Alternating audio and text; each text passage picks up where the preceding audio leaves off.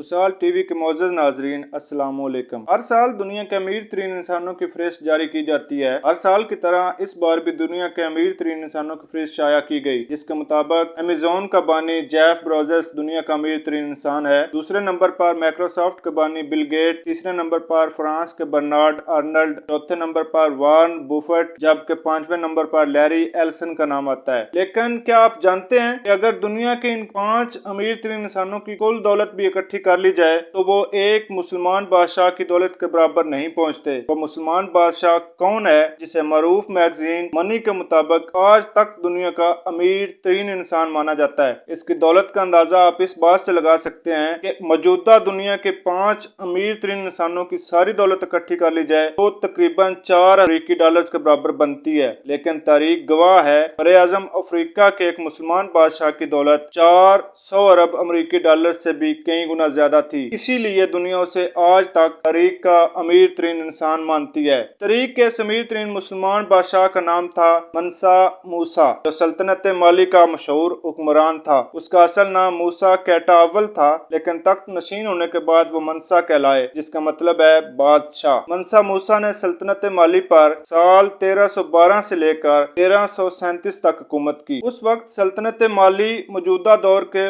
ممالک Mauritania, Senegal, Gambia, گنی، مال، Chad اور نائجیریا وغیرہ پر مشتمل ہوا کرتی تھی۔ مزید آگے بڑھنے سے پہلے اس ویڈیو کو لائک اور میرے چینل کو سبسکرائب ضرور کر دیجئے اور دنیا کے اس امیر ترین مسلمان بادشاہ کی کہانی اپنے دوستوں سے بھی شیئر کیجئے۔ دوستو، دستیاب انسانی تاریخ میں دولت مندوں کا موازنہ کرنے پر ہمیں پتہ چلتا ہے کہ روتھ چائلڈ خاندان کے پاس 350 ارب امریکی ڈالر کے برابر دولت تھی، جبکہ ایک اور خاندان جان ڈی راک فیلر کے پاس 340 ارب ڈالر کے برابر دولت تھی۔ لیکن منسا موسیٰ کے پاس 400 ارب امریکی ڈالر سے بھی زیادہ دولت۔ بادشاہ موسیٰ دولت مند ہونے کے ساتھ ساتھ سخی بھی تھا۔ وہ ہر جمعے ایک نئی مسجد کی تعمیر ضرور کرواتا تھا۔ سب سے پہلے سلطنت مالی میں پختہ اینٹوں سے مساجد کی تعمیر کا آغاز بھی اسی کے دور حکومت میں شروع ہوا۔ منسا موسیٰ کے دور حکومت کی مشہور ترین کہانی اس کا سفر حج ہے۔ یہ سن 1324 کا واقعہ ہے۔ اس سفر میں منسا موسیٰ نے تقریباً 6500 کلومیٹر کا فاصلہ طے کیا تھا۔ منسا موسیٰ کے کاروان میں 80,000 کے قریب افراد شامل تھے، جن میں سے 12,000 ان کے ذاتی پیروکار تھے۔ منسا موسیٰ جس گھوڑے پر سوار تھے، اس کے آگے 500 افراد کا دستہ چلتا تھا، جن کے ہاتھوں میں سونے کی چھڑیاں تھیں۔ منسا کے قافلے کے یہ پیش رو بہترین ریشم کا لباس استعمال کرتے تھے۔ دوستو،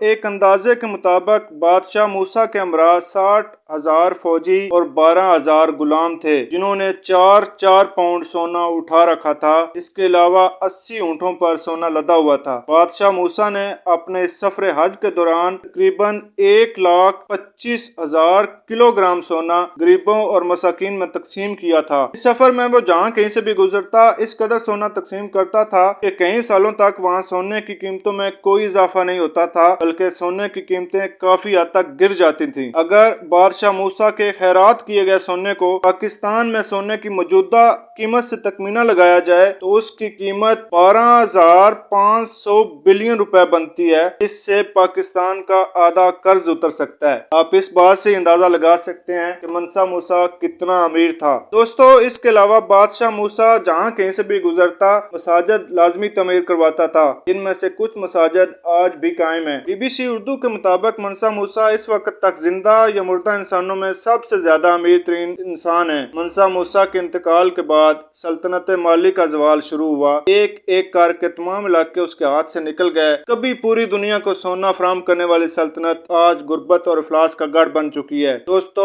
بادشاہ منسا موسیٰ کی یہ کہانی آپ کو کیسی لگی؟ ویڈیو کے نیچے کمنٹ کر کے لازمی بتائیے گا، اور اگر ابھی تک میرے چینل کو سبسکرائب نہیں کیا تو برائے کرم اس چینل کو سبسکرائب ضرور کر دیں۔ شکریہ۔